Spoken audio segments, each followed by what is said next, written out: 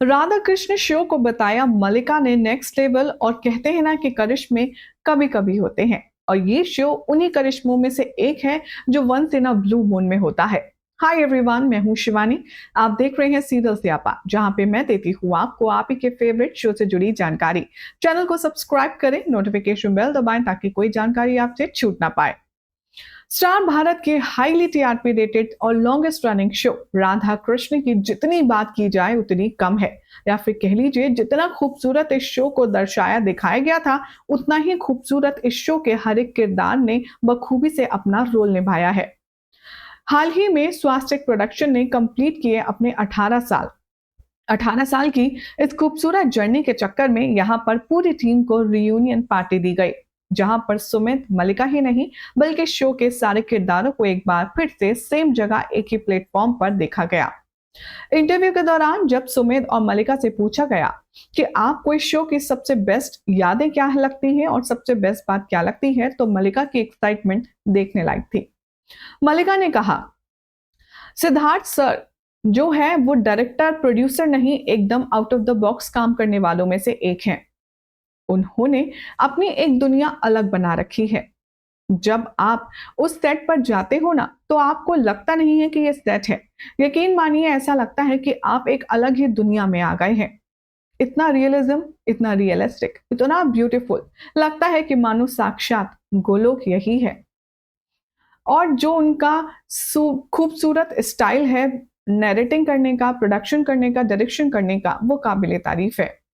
मैं सोचकर काफी ज्यादा हैरान होती हूँ कि उनके दिमाग में ये सब आता कैसे है। उन्होंने एक नहीं बल्कि ऐसे कई सारे किरदार और कई सारी कहानियां लिखी हैं जो नेक्स्ट टू द लेवल हैं। उनमें से एक है राधा कृष्ण भी। जब हम इस शो में काम कर रहे थे तो हमें नहीं पता था कि ये शो इतना बड़ा हिट है या फिर इतना बड़ा हिट होगा। मैं जब इस शो का हिस्सा बनी थी तो मैं 15-16 साल की थी। आप कह सकते हैं कि मैं तो बड़ी ही इस शो में हुई हूँ।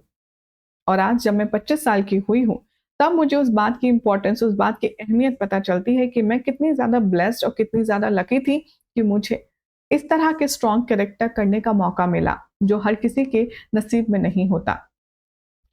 उन्होंने न सिर्फ शो पर दिखाने के अलावा एक्टर्स के साथ इतनी मेहनत करी है कि जिसका कोई हिसाब नहीं।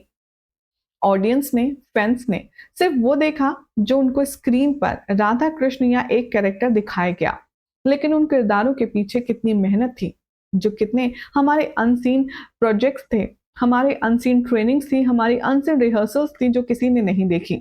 वो सिर्फ हम जानते हैं या फिर प्रोडक्शन टीम जानती है।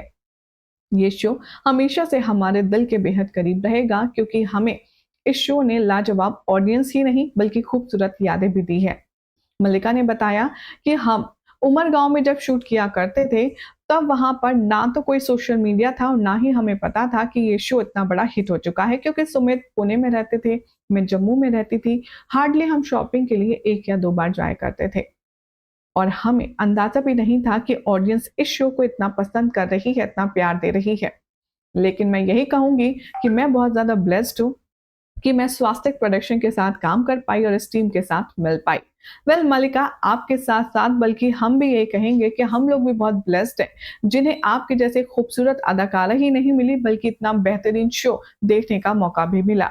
लेकिन अगर आप सब इतना ही सोचते हैं ऑडियंस के बारे में, तो जरा आपकी और सुमित की जोड़ी के बारे में भी सोचिए। किसी और शो में भी हमें एंटरटेन करने के लिए आप जल्दी से आइए। बल क्या कहा ख्याल है आप लोगों का, कमेंट कीजिए, चैनल सब्सक्राइब करें, नोटिफिकेशन बेल दबाएं और देखते रहिए सीरियल स्यापा।